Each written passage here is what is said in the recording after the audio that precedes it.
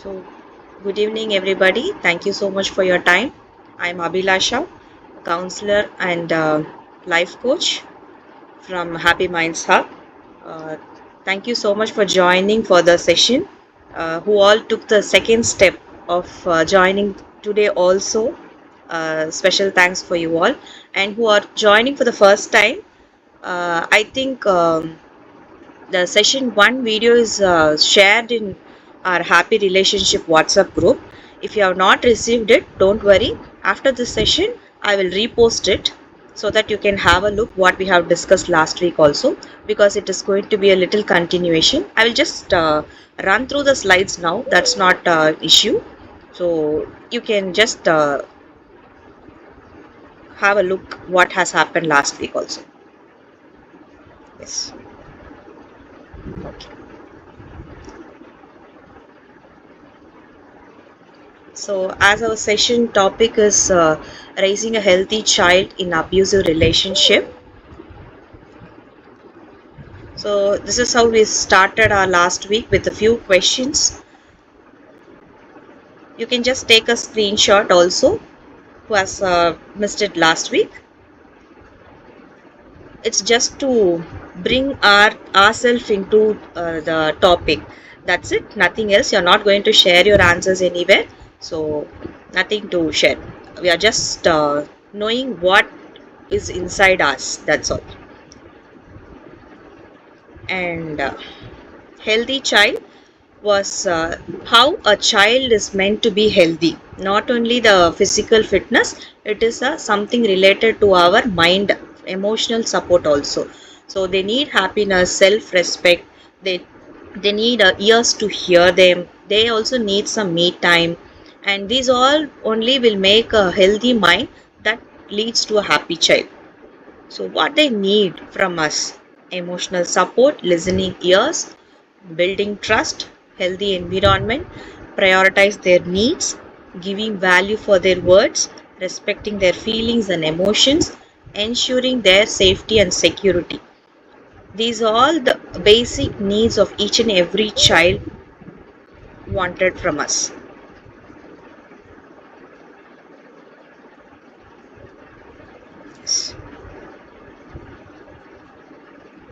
So, as we all know, abusive can be any type of words, action, threats, harm, control, manipulate, everything. So it can be emotional, physical, sexual, financial, and verbal. So in any kind of thing the child is going through, it's an abusive against the child.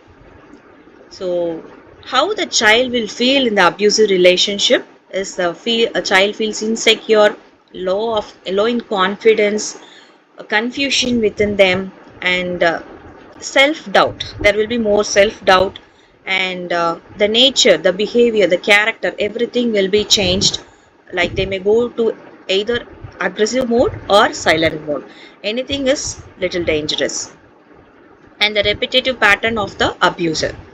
So, not by gene, it can be the copycat nature. So, what we see is what we become. So, in that way, the child can become either one, either abusive or victim, anything. So, I think many of us joined. I would like to see your names and city and one word about yourself in chat box. Who are you? And if you're married, if you have child, you can give the details, or you can say like you're a student or whoever you are. You can just mention in chat box so that I can address the session accordingly. Just take a minute.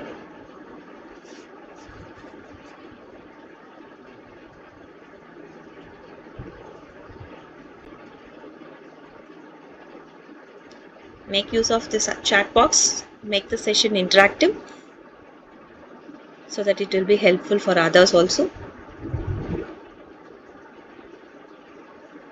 Yes, ma'am. Thanks for joining this session also. Yes, others, feel free.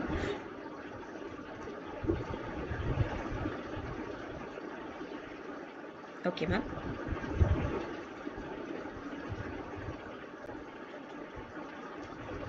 Welcome, sir.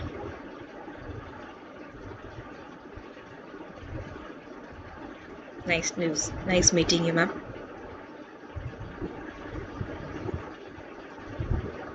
Yes. Happy to know you, ma'am. So, yes. Thanks for joining today's session also, sir. Yes. Nice meeting you all. Nice. Young student. We have 12th standard student in this group. Very nice to see you here. Thank you.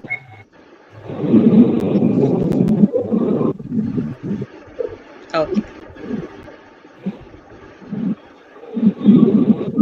So again, we have few questions. That's why I asked for your status of marriage or unmarried, something like that.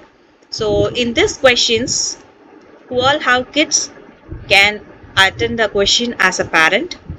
Others, put yourself as a child and respond to the questions if your parents are asked about it. Like the first one, when your child comes home, when you come from home, what was the first thing your parents asked you? You can ask yourself and answer the question. You're not going to post it anywhere, so you're going to write it for yourself. Just take a minute and answer those 5 questions. Pen it down. When your child comes home from school, what is your first question? Will you ask them about their homework, classes, or how they feel, how was their day?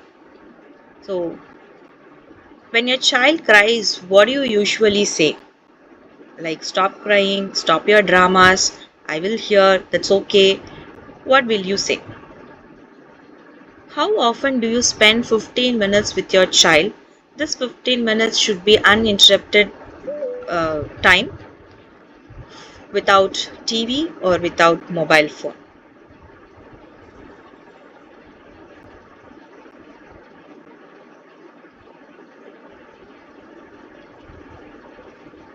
For which do you praise your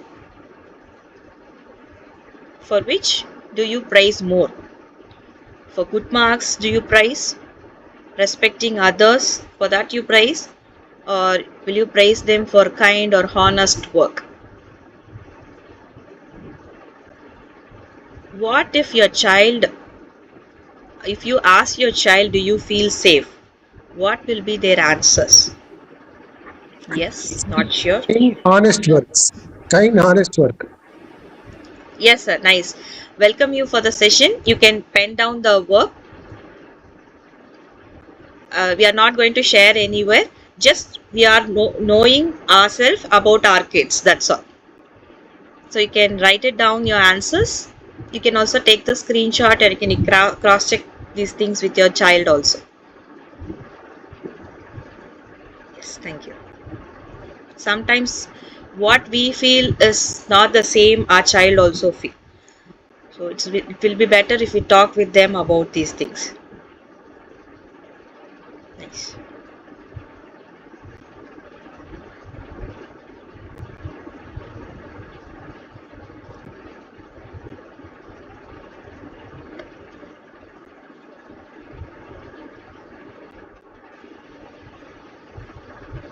If you are done with these questions, just give a thumbs up so that I can move to the next slide.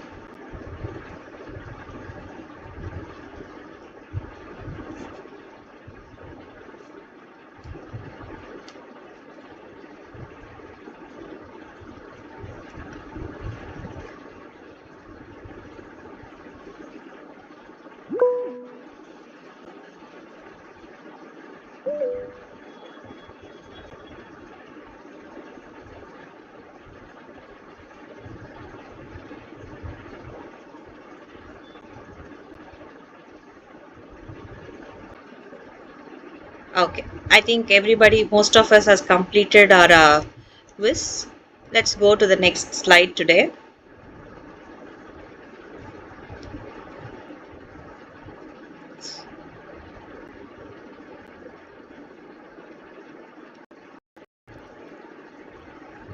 Okay.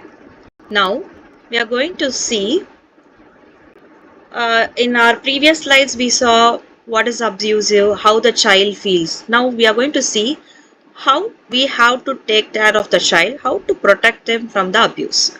So this abuse can be of any type, as we saw earlier, and it can be from either side, not only from father, not only from mother. It can be anybody, sometimes both of them. So when there is both of them are abusive, the child has to get the support from outside. So we are not going to get into that topic in detail, but when the father or the mother is abusive towards the child, then how will the other person, if the mother is abusive, the father has to step in. If the father is abusive, mother has to step in. So let's see how to protect the child and when they need the support. Reduce direct interference of abuser. So here the abuser can be anyone, mother or father. So how can we reduce the interference? When the child is at home, the basic first level of connection is from parents, that is mother and father. So when both are healthy only, the child can be healthy mentally, emotionally, physically, everything. But here, when one person is not supportive, the other person should take the double role of the person. 1 minute.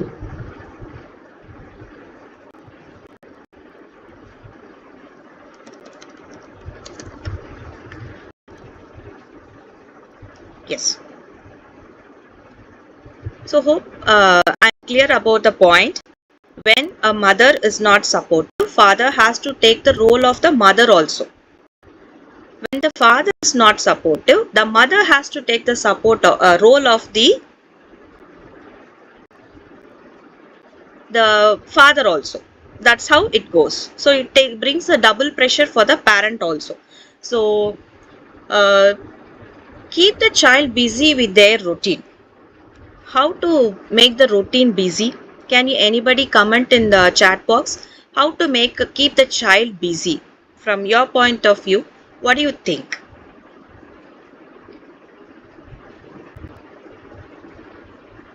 Because physically the child cannot be separated from that home, because the basic needs can be needed from both parents. So immediately we cannot say that child has to be moved or put it in a hostel, or any other actions can be taken. Immediately it will not work out. The child may be very young also.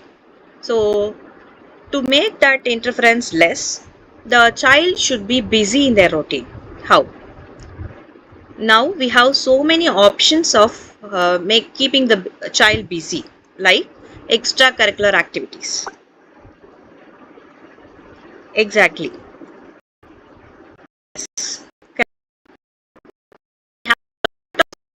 We are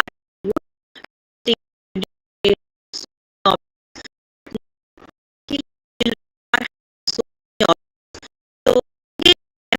for their